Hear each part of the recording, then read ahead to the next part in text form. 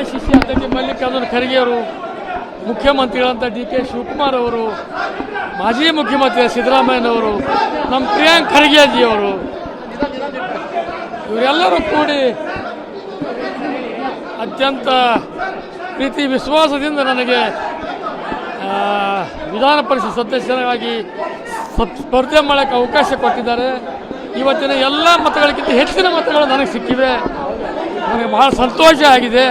ಮುಂದಿನ ದಿನಗಳಲ್ಲಿ ಕಟ್ಟಕಡೆಯ ಮನುಷ್ಯರಿಗೆ ಯಾವ ರೀತಿಯ ಸಹಾಯ ಮಾಡಬೇಕು ಎಂಬುದನ್ನು ನಾನು ವಿಧಾನ ಪರಿಷತ್ತಿನಲ್ಲಿ ಸರ್ಕಾರದ ಗಮನ ಸೆಳೀತೇನೆ. ಸಾಮಾಜಿಕ ನ್ಯಾಯ ತರ್ತಕ್ಕಂಥದ್ದು ಮುಂದಿನ ದಿನಗಳಲ್ಲಿ 2028 ನಮ್ಮದೇ ಸರ್ಕಾರ ಬರ್ತಕ್ಕಂಥ ರೀತಿಯಲ್ಲಿ ನಾನು ಕೆಲಸ ಮಾಡ್ತೀನಿ. ಎಲ್ಲರೂ ಒಂದೇ ಫಸ್ಟ್ ಬಂದಿದ್ದಾರೆ ಎಲ್ಲರೂ.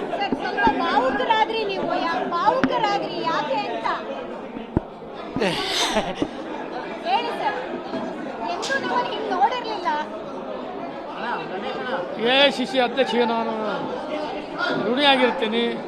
ನನ್ನ ಪ್ರೀತಿಯ ಮುಖ್ಯಮಂತ್ರಿಯಾದ ಡಿ.ಕೆ. ಶಿವಕುಮಾರ್ ಅವರು, ನಮ್ಮ ಉಸ್ತುವಾರಿ ಮಂತ್ರಿಗಳಂತ ಪ್ರಿಯಾಂಕ್ ಖರ್ಗೆಜಿ ಅವರು ಮತ್ತು ಶ್ಯಾಮ್ ಪ್ರಕಾಶ್ ಪಾಟೀಲರು, ಆ ಭಾಗದ ಎಲ್ಲ ಶಾಸಕರು, ಬಳ್ಳಾರಿ ಇರ್ಬೋದು, ಬಿಜಾಪುರ ಇರ್ಬೋದು, ಮತ್ತು ಗುಲ್ಬರ್ಗ ಬೀದರ್ಲಿಂದ ಈಶ್ವರ ಖಂಡ್ರೆ, ಎಂ.ಬಿ. ಪಾಟೀಲ್ ಹಿಡಿದು ಎಲ್ಲರೂ ಕೂಡ ನನಗೆ ಸಹಾಯ ಮಾಡಿದ್ದಾರೆ.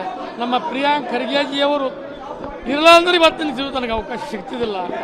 ಭಾಳ ನನ್ನ ಬಗ್ಗೆ ಕೋಲಿ ಸಮಾಜದವರು ಆ ಭಾಗದಲ್ಲಿ, ಕಲ್ಯಾಣ ಕರ್ನಾಟಕದ ಭಾಗದಲ್ಲಿ ಭಾಳ ಮಂದಿ ಇದ್ದಾರೆ. ಅವರಿಗೆ ಅನುಕೂಲ ಆಗಬೇಕು, ಆ ಭಾಗದ ಜನರಿಗೆ ನನ್ನಿಂದ ಏನೋ ಸಹಾಯ ಆಗಬೇಕಂತ ಹೇಳಿ ನಮ್ಮ ಪ್ರಿಯಾಂಕ್ ಖರ್ಗೆಜಿಯವರು ನನಗೆ ಅವಕಾಶ ಮಾಡಿಕೊಟ್ಟಿದ್ದರು. ನಾನು ನಿಮ್ಮ ಮುಖಾಂತರ ಅವರಿಗೆ ನಾನು ಋಣಿಯಾಗಿದ್ದೀನಿ.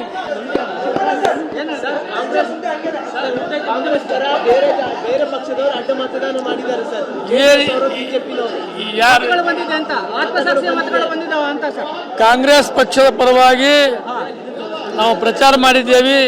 ನಮ್ಮ ಅಭಿವೃದ್ಧಿ ಕೆಲಸಗಳ ಬಗ್ಗೆ ನಮ್ಮ ಶಾಸಕರಿಗೆ ತಿಳುವಳಿಕೆ ಮಾಡಿದ್ದೇವೆ. 5 ಸೀಟ್ ಬರಲೇಬೇಕಂತೇಳಿ ನಮ್ಮ ಮುಖ್ಯಮಂತ್ರಿ ಹಿಡಿದು ಪಕ್ಷದ ಎಲ್ಲ ಮುಖ್ಯಸ್ಥರ ಅಭಿಪ್ರಾಯ ಇತ್ತು.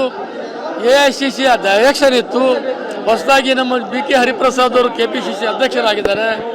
ಮುಖ್ಯಮಂತ್ರಿಗಳು ಕೂಡ ಹೊಸದಾಗಿ ಅಧಿಕಾರ ಸ್ವೀಕಾರ ಮಾಡಿದ್ದಾರೆ. ನಮ್ಮ ಡಿ.ಕೆ. ಶಿವಕುಮಾರ್ ಅವರು, ಎಐಸಿಸಿ ಅಧ್ಯಕ್ಷ ಮಲ್ಲಿಕಾರ್ಜುನ ಖರ್ಗೆಯವರು, ಸೋನಿಯಾ ಗಾಂಧಿ ಅವರು, ರಾಹುಲ್ ಗಾಂಧಿ ಅವರು, ನಮ್ಮ ಪ್ರಿಯಾಂಕ್ ಖರ್ಗೆಜಿ ಅವರಿಗೆ ನಾನು ನಮಸ್ಕಾರ ಮಾಡ್ತೀನಿ. ಮೊದಲ ಚುನಾವಣೆಯಲ್ಲಿ ಭಾರಿ ಬಹುಮತ ಗೆದ್ದಿದ್ದಾರೆ. ಎಲ್ಲರೂ ಗೆದ್ದು ಬಂದಿದ್ದೇವೆ. JDS BJP ಧೂಳಿಪಟ.